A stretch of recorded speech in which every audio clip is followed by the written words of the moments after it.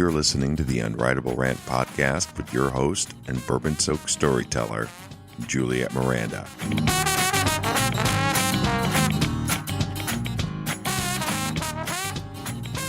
Well, hey there, y'all. It's Juliette Miranda, and this is episode 141 of the Unwritable Rant podcast. Today, I think I'm going to do things a little bit differently. I suppose you could say that I only have one bourbon-soaked story for y'all, but I will tell you this, it is a little bit of a ride through culinary contortions, a chef swap, and peanut butter smut. And y'all, this episode, well, it's in honor of my hero, Anthony Bourdain. But first, it's time for bourbon. I'm pouring myself a glass of Booker's bourbon. Cheers, y'all. Whew, that is a strong bourbon. I really wanted something strong, classic, and good for today's episode. And I had this bottle of Booker sitting in the way back of the bar. And when I saw it, I knew it was exactly what I wanted. So what the hell? I'm killing off the bottle right now. God, do I love this bourbon. It is really hardcore up front, it is. It's got a really strong burn, and that comes from the 120 proof. So you got to give this bourbon a little bit of a chance, because chances are, if you're new to bourbon, you're not going to like it on first sip. But work with it. Add a little bit of ice, let it mellow out, and it's really going to build into a full, spicy flavor with lots of oak and just a little touch of cherry. It's wonderful. This is always the bourbon that I tell people to order in a bar when they don't want to look like a douchebag by ordering Pappy Van Winkle. It's just really good, solid bourbon, y'all. So I have to admit, the death of Anthony Bourdain put me in a bit of a funk. It did. And I don't normally mourn the passing of people that I don't personally know, but Anthony Bourdain was something of a constant presence in my life. I've read everything that he's written. I've watched his shows, and just his insight into food and travel has always been a huge inspiration for me. Because, like bourbon, food just has tremendous importance to me. Now, here's a little-known fact. I actually went to culinary school. I don't talk about it very much, but it really wasn't that long ago. Maybe 12-ish years or so. And y'all, it was a dramatic mistake on every level. What I wanted going in was to better understand food and flavor and try to develop my skills as a cook. It wasn't exactly my intention to become a female Anthony Bourdain, but I admit the thought kind of did rattle around my head a few times. But what I got was weeks of sweltering indignity. I hated culinary school right from the start, and I hated it for the same reasons that I hated going to ballet class. I objected to the stupid uniform. I despised the requirement that I just turn my entire life over to cooking, and I really resented this nearly diabolical demand for perfection. None of those things are me. I mean, what can I say? I just like doing things my own way. Like, for example, cleaning a fish. My grandfather taught me how to do it the summer when I was 10 years old. Most of my summer weekends as a kid were spent at a house that my extended family shared in a part of Illinois that I only knew as the country. It was about as country as Illinois can get, I suppose. The house sat right off of a lake and was surrounded by woods. Really, there was no better place to be a kid. We would dig for fossils and hunt for turtles and launch bottle rockets at each other across the gravel driveway.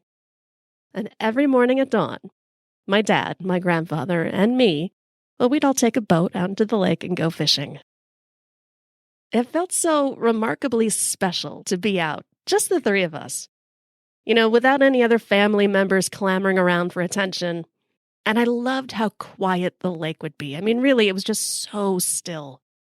The only thing that you would really see would be the midges kind of tap dancing on the water's surface. It was beautiful and quiet and perfect. Now me, because I couldn't swim, I'd be forced to wear this old life preserver. I think it had been hanging around since the 20s or so. It was orange and musty and stained with little bits of dried fish guts. And even in the early morning, the humidity would put this dewy sort of sheen on the fabric, and it would just rub off on my skin as I cast my reel into the water. It was gross and sticky, but I loved it. And I'll tell you, it was out there on the lake that I learned the beauty of a morning cocktail. Not that I was drinking them, of course, but for my dad and my grandfather, there was always a shot of something in their thermoses of coffee. And after a couple of sips, my grandfather would begin recalling his glory days as a high school football player. And then, of course, it wouldn't be long before my dad was chiming in and regaling us with hunting triumphs and failures. And the whole time, I'm desperately trying to snag myself a bluegill or a catfish. Those were pretty much the only fish that we could catch in that lake, which isn't surprising because it's not like we were pro fishers. We had rusty poles and earthworm bait, but it was just us and it was perfect. And then, of course, you'd get that excitement when you'd see the bobber start to dip and you'd reel in your prize. Now, we had a rule that we would throw back any fish that were smaller than my dad's hand, but anything other than that, well, we'd toss them into a bucket full of water for breakfast later. And that breakfast. Oh, it was so good. Now, my job was to keep the table wet with the hose as my grandfather cleaned the fish. Although I suppose table is a little bit of an overstatement, because we were so hobo, it was really just a wooden plank that was set up on 2 sawhorses, and my grandfather would scale and fillet whatever we'd caught with a pocket knife that he was never without. And that summer when I was 10, I got to hold that knife for the first time. We never told my mother about it, but with his hand over mine, my grandfather showed me where to cut and how to feel the difference in textures between skin and meat and bone. Now, the results weren't pretty, that's for damn sure, and sometimes we'd miss a little patch of skin or a piece of spine, but we got the job done. And then we would throw those fillets into a pan with butter and serve them up with these fluffy scrambled eggs. I'm pretty sure that this is the best breakfast in the world. So when I got to the fish unit of culinary school, well, I was really relieved. And I'm thinking, I got this. Because to that point, I had really been struggling with technique. I would spend hours and hours slicing and dicing and julienning every conceivable vegetable, only to be told to do it 5,000 times again. And not once did I get it right. So I'm watching the chef instructor demonstrate the proper technique for preparing a fish fillet. And as he does, I just wanted to cry. It was nothing like the way my grandfather did it. And if I didn't want to be responsible for the butchering of God knows how many fish carcasses, I was going to have to unlearn everything I knew and fast. It was a little like biology class, where you've got the frog in front of you and you're supposed to slice this thing open. Well, that's how I felt when I'm staring at my fish on its sterile slab. And I'm just feeling tragic and panicked. And sweat was just pooling under that stupid hat that they made me wear. And I knew that I would go home that night with just a line of zits bisecting my forehead. I felt disgusting. And all of the students in the room, they seem to understand implicitly what's expected of them. So they're all expertly breaking down the fishes like pros. And I am the only one who hasn't even picked up her knife. It wasn't that I disagreed with the technique that I was supposed to learn, but at that moment, I think I just missed the delightful imperfection that came from a pocket knife and a wooden plank. And looking around, I just came to the conclusion that I didn't want to be in that hot box, forced to contort my hands against all of my instincts. I wanted my food not just to come with beauty and flavor, but with family and friends and stories. And for me, that wasn't going to come from culinary school. So right there, I just tossed that obnoxious hat to the floor. I shook out my hair, and I walked right out of class without another word, and I never went back. I said I went to culinary school. I didn't say I finished it. And that was easily the most expensive mistake that I have ever made. But it didn't change my passion for food and cooking. So I decided that the next best way to indulge my interest was to date a chef. I mean, that makes sense, right? And the timing could not have been more perfect because I was in the middle of my no musicians phase. So dating a chef kind of seemed like a clever little workaround. I found the perfect guy on Match.com. You know, that awesome wonderland of totally reasonable and sane people to date. And it was funny because his profile included more warnings than a prescription bottle. He worked late, worked on weekends and holidays. Everything he owned was apparently covered in grease stains. He drank a lot. He slept late. Quite honestly, the only thing missing was a guitar. And that meant I was smitten. So I emailed the guy immediately and with equal candor. I said I was a writer who made her own hours, drank heavily, and found contentment in a loaf of fresh bread and a hunk of blue cheese. We exchanged a couple of pre-screen emails, just to make sure that neither was entirely psycho, and then we set a date for dinner. And this was my first introduction to the insane life of a chef, because dinner was scheduled for midnight. And I'm thinking, maybe this is a problem, because it seemed exactly like how people get trafficked. I mean, I was in my 30s then, so I wasn't exactly a prime target, but still, meeting a stranger at midnight. And I was meeting this guy at his restaurant, so it wasn't entirely unlikely that I could wind up shackled to a sink. Of course, the joke would absolutely be on my date because he would quickly find out that I am a shitty dishwasher. So the chef's restaurant was located on one of those relentlessly modernized main streets. It was just a couple of suburbs over from me. It specialized in northern Italian cuisine served in a quasi-fine dining setting, which pretty much is the general formula for most of the restaurants in the suburbs, the ones that aren't chain restaurants. I would later learn that these suburban metro restaurants were either where chefs went to start their career or end their careers. Now, my chef was apparently on the upswing. I had found in my predate stalking that after working his way through the ranks of several New York restaurants, he moved to Illinois the year before and opened this restaurant to excellent reviews. And he was already scouting locations for a second restaurant closer to the city. It's a little unnerving walking into a restaurant after dark where everybody's cleaning up and the tables and chairs are being moved. But it was cool, too. It's like being backstage at a concert. And the chef? He greeted me in his stained kitchen whites. He was still a little bit sweaty from the evening service. And did I ever find that attractive. We sat at a small table in the back, and for the next 3 hours, polished off 2 bottles from his private stash of Barolo wine. The restaurant was closed, but every so often he would vanish into the kitchen and return with amazing treats, like marinated eel, cheese tarts, and chopped raw beef with shaved truffles. Oh, it was so decadent and good. But I'll tell you, even without the wine and the food, I really would have found the chef just completely intoxicating. I think it just came down to confidence. The guy knew food, for sure, but he also knew himself, and we were just instantly compatible. So that night we fell right into bed without any reservations. And then we just started dating. And God, did I take to it.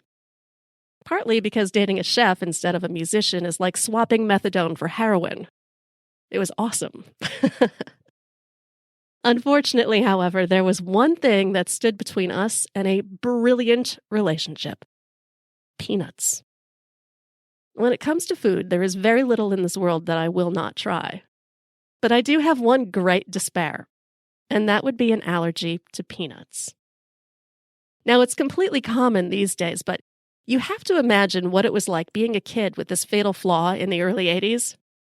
I mean, back then, the general treatment for allergies was essentially suck it up, kid. And then, of course, it was followed with a hasty trip to the ER when your breathing stops. So between peanuts and my seasonal mold allergies, I was shot so full of steroids as a kid, it's a wonder I didn't grow up with superpowers. It really sucked having to admit to the chef that I had a food allergy. I broke the news in the same kind of heart to heart that you would have with a partner when you want to tell them that you have VD or just a couple of months left to live. I mean, that's how poorly I knew that this news was going to go over. And did his face fall. Oh, that's the worst thing when you look at somebody and they're so excited to see you and then you give them news and they're like, oh, no. I really think the only thing worse that I could have said would be to tell him that I prefer my steak well done. Now, I realize in normal relationships, a food allergy is not a deal breaker. But you've got to understand that the chef operated on raw, hedonistic energy. And he wasn't one for limitations, which is part of what I really liked about the guy. So every time that I would join him and his chef friends for an after-hour food fest, where they would all take turns trying to outdo each other, I could tell that he hated having to ask, are there peanuts in this? And honestly, I really hated it too. His world as a chef was intense and crazy and just full of adventure, and I didn't want to miss out on anything.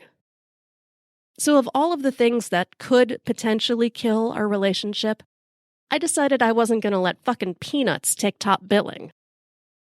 So I started thinking about it a little bit. And it's amazing what your mind can rationalize when you give it a chance. Because it seemed to me that I had just been conditioned to avoid peanuts on a just-in-case principle when really my allergy didn't seem all that bad.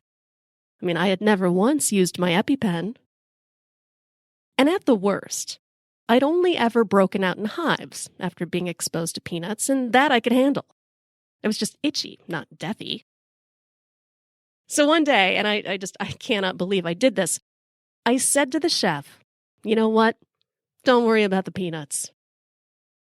And this is one of those moments where, in hindsight, maybe the fact that he just completely accepted my medically groundless explanation, maybe that should have tipped me off that he didn't exactly have my well-being prioritized.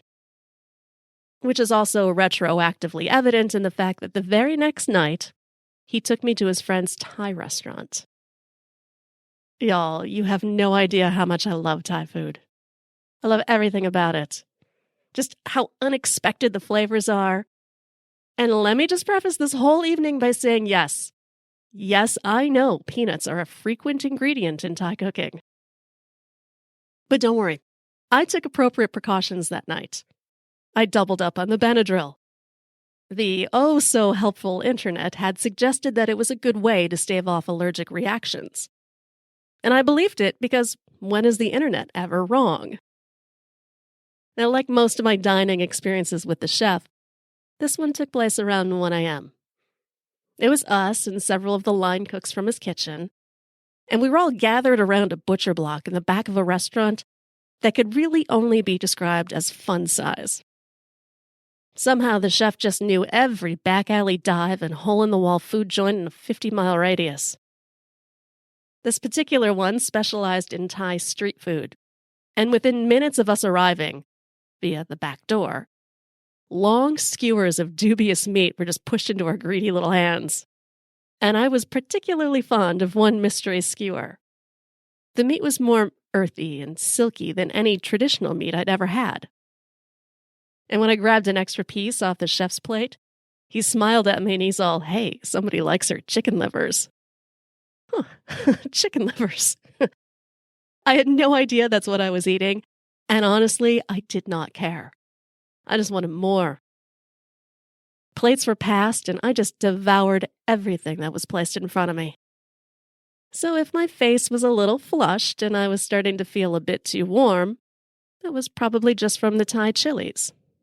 That was easy enough to brush off. But within a few minutes, I started to become way too conscious of my pulse. It felt like my heart was kind of fluttering in my chest.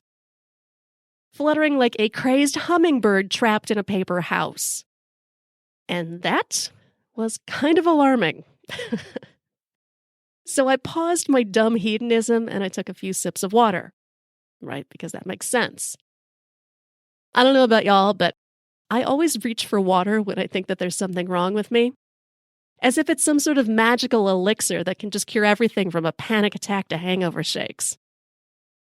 And while I am sure that water does have many medicinal purposes, I'm guessing that curing anaphylactic shock is not one of them. It couldn't have been because I could barely get a couple of drops past the disturbing lump that was rapidly swelling in my throat. And that's when I had to acknowledge to myself, girl, you are in trouble. It's a bit like looking around a seedy motel room with a black light. In an instant, I just realized that every single surface around me was most likely coated in peanut smut, and I was about to die from it. And here's how completely dumb I was. For a moment, I actually wondered if I could hide my discomfort. Maybe just slip away to the bathroom where I could then jam some epinephrine into a leg in private, and just return a completely normal person. No one would have to know. But anaphylactic shock does not exactly jive with social etiquette. So I was forced to ask for help in the least graceful way possible. Because I'm panicking now, because I can't actually form any words in my throat. So what I did to get the attention of the chef was to slam my fist down into his cock and begin making the universal signal for this dumbass needs help. Wasn't exactly my intention, and the chef just coils into a ball and begins sobbing loudly.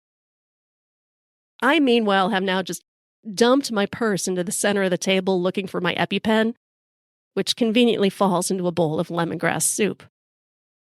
I grab the thing, and I realize I have absolutely no fucking idea how to use it. I would have read the instructions, but my vision is getting so blurry, and I'm in the throes of the world's worst asthma attack. I'm forced to again play a game of life-saving charades and mime to the group that I desperately need to be stabbed. And at first, they're all staring at me because they can't figure out why I've just cock-punched my date. Fortunately, though, one of the cooks catches on, and he manages to uncork the pen and inject me before I can die. And I'll tell y'all, that shit works fast. But while it managed to make me feel immediately better, the rest of the group was a little shook up. I suppose nearly having a chick die on you will do that to a person. The chef was nice enough to take me to the ER and wait with me and drive me home after. He walks me to my door and kisses my forehead, and he says, it's probably best if we don't see each other anymore. I was too tired to disagree, and I had to admit it was probably for the best. You would think that an experience like that would change my opinion of food, or at the very least make me less enthusiastic about trying new things. If anything, though, I'm more curious than ever.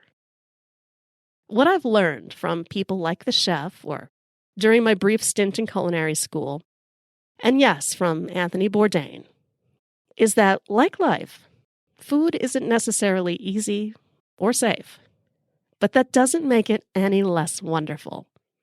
You just have to find the right way to appreciate it. And for me, well, I like my food to come with a story. Cheers, y'all. Well, y'all, thank you so much for listening to this episode of the Unwritable Rant podcast.